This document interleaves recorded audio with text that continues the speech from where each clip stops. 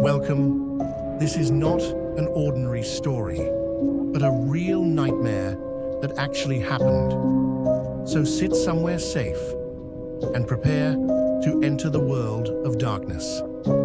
Turn off the lights, lock the doors tightly, hit the subscribe button, and ring the bell before the night begins, and they creep toward you from the darkness.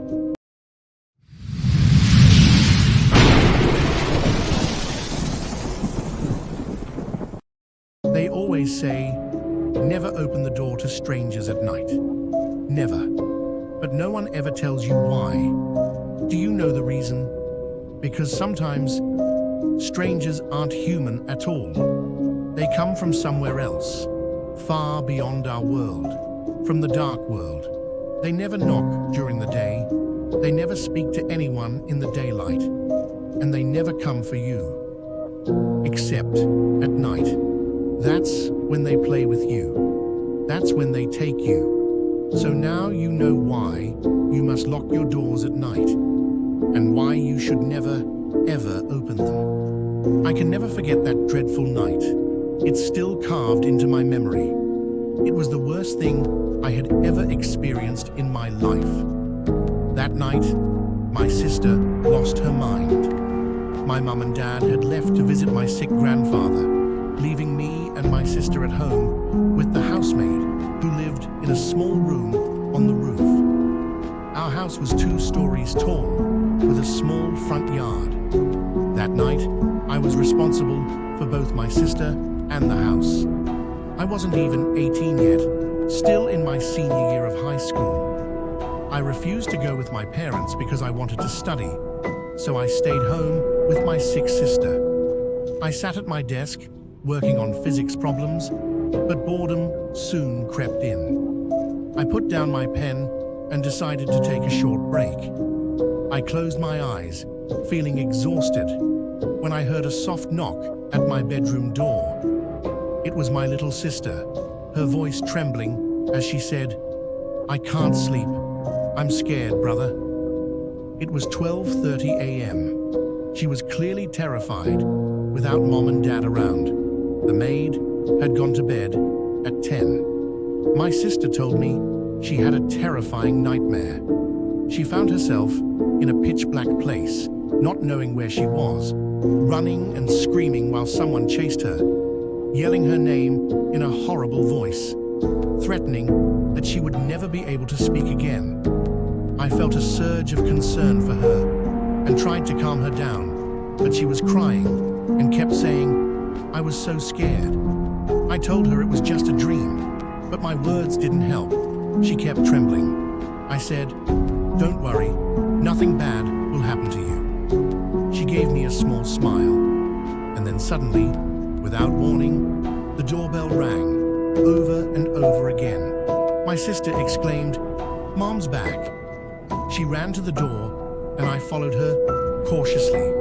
But then I remembered, our parents weren't coming home until morning.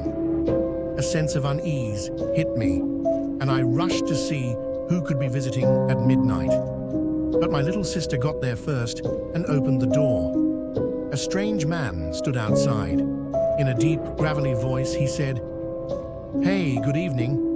He was huge, with wild hair, a thick beard, ragged old clothes, dark skin, and sunken eyes.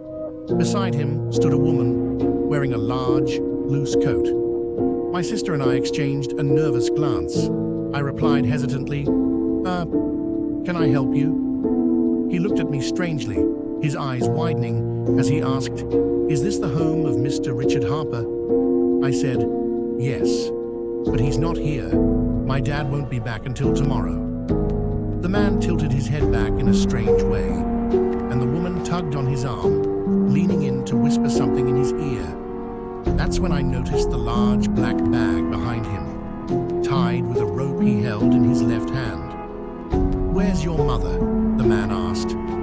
Without thinking, I blurted out, "She's not here either." His eyes widened even more. "Do you two live here alone, son?" The question sent a chill down my spine. I asked nervously, "Who are you?" He smiled. I'm an old neighbor of your father's. I came to visit him. We had an appointment. I found this strange. My dad never misses an appointment. The man continued. We drove a long way to get here. Could we come inside for a little while to rest from the road? We'll come back tomorrow at a better time. They looked tired, and I felt a pang of pity for them. It was late, and I forgot my mum's constant warning. Never open the door to strangers at night. I let them into the living room, then hurried to my bedroom, heart pounding, to call my dad and tell him about the strange man who had come to see him in the middle of the night. But there was no phone signal, completely dead. My sister said, "Give them some water. They look exhausted from the trip." I went into the living room where they sat, but strangely, I didn't hear a single sound from them. No movement, not even breathing. Why did I let them in? How could I be so stupid? How did I forget what Mum always said? And now, how do I get them out of the house? I walked in with my little sister, carrying 2 glasses of water. The man looked at me and asked, "What's your name?" He rested his hand on his chin, as if thinking about something, while the woman beside him tugged at his arm again, whispering strange words into his ear. Then the man asked, "Son, why did you let us into your home?" I froze. I couldn't answer. He continued, "My wife needs to use the bathroom." I replied, "Of course, it's right this way." I stood to lead the woman there, but the man raised his hand to stop me. "No, son. My wife is uncomfortable around strange men, and I don't allow anyone to accompany her. Could your sister go with her instead?" I glanced at my sister. She sat silently, fear in her eyes. "Well, will you let her or not?" the man pressed. Nervously, I said, "The bathroom is down the hallway to the left, last door." The woman turned to him, and he spoke to her in a language I couldn't understand. She stood and walked toward the hallway, but her walk was wrong, almost unnatural. It was like an invisible force was pushing her forward. Then my blood ran cold. She wasn't walking. Her feet weren't touching the floor. Suddenly, the man barked in a deep, harsh voice. "Don't look at my wife." I snapped my head away instantly, trying to convince myself he was just being overprotective. But the unease only grew. Moments later, the woman returned with a speed that didn't make sense. She leaned down and whispered in his ear again. The man said, "My wife doesn't know how to open the door. Please, let your sister help her." A door? Just a normal door, I thought, staring at my sister. "Come right back," I told her, my voice shaking. He spoke to the woman again in that strange language, and then the 2 of them left the room together. "She's a foreigner," the man explained. "She doesn't understand our language." But I didn't feel reassured. All I could think about was my sister. Time felt like it was speeding up. I stood to follow, but the man's voice cut through the air. "Where do you think you're going?" I ignored him. This was my house. But then he asked, in a tone that froze my blood, "Do you fear the darkness or death more?" I stared at him, unable to move, as his eyes locked on mine in a way that felt wrong. Then, blackness. The entire house went dark. I stumbled into the doorframe and rushed toward the guest bathroom, calling my sister's name. No answer. I shoved the door open, but it was empty. A sound hissed from the living room. I turned my head. The woman in black was there, moving in a twisted, jerking way, almost bouncing across the floor.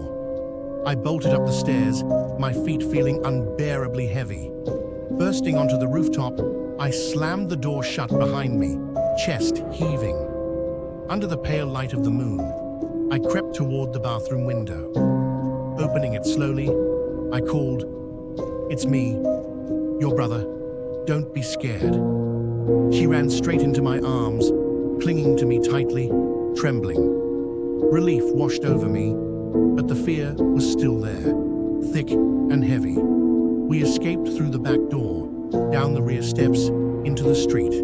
But then, I remembered the maid. She was still sleeping in her room on the roof. I told her, "Don't worry about the maid. We'll leave now and come back later." But she clung to me, her voice trembling. "But they'll get to her, brother." "Don't be afraid," I said. I locked the rooftop door. I doubt the woman even knows how to open it, and I hope her husband is just as clueless. We barely escaped once. I'm not risking our lives again. Once we're out, I'll call the police. Finally, we reached the building's front door. Thank God, it wasn't locked. We ran into the small garden, the main gate just a few steps away. "I can't run anymore. I'm tired," my sister gasped. That's when it happened. Every window in the house burst open at once. All the lights blazed on, then shut off, then flickered back to life, over and over, like someone inside was playing with the electricity. A loud, hissing sound echoed from within. I grabbed my sister's hand and lifted her onto my back, but before I could take a single step toward the street, something massive blocked the doorway. It stood there like a wall. It was him, the strange man. "Do you fear the darkness, or death more?" he asked in that same chilling tone. Then he began muttering in some rapid alien language, his words pouring out faster and faster. He lifted his arm and pointed toward the roof. I looked up. The maid was there, hanging by a rope from her neck, dead. My breath caught as the woman in black emerged from the shadows. Her long jet-black hair covered most of her face. She moved without walking, as if something unseen was pushing her forward. She chanted strange words, her head tilted toward us in an unnatural way, and her husband echoed her from behind me, laughing. The lights inside our house pulsed with an otherworldly glow. My legs gave out. I collapsed to the ground, screaming in terror. My little sister screamed beside me, crying out, "God, help us!" Then, a voice rang out in the distance. "Allahu Akbar, Allahu Akbar." It was the call to the dawn prayer from a nearby mosque. The man and woman froze. Silence.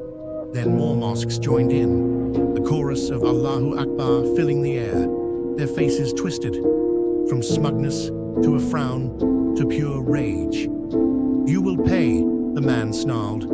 And then, just like that, they vanished.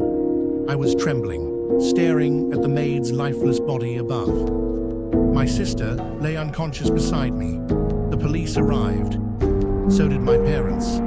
They called it a suicide. No one believed what I said about the man and his wife, about the jinn. They claimed my sister had lost her mind after seeing the maid's body. I tried to move on with my life. But to this day, I can't stand the dark.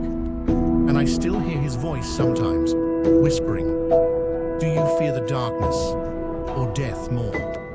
And that brings us to the end of our story for today. If you enjoyed it, don't forget to support us by subscribing to the channel and turning on the notification bell so you don't miss any new story. Share your thoughts in the comments and tell us which moment scared you the most. We'll meet again soon with a new story, even scarier than this one. Until then, always remember, the darkness hides more than you think.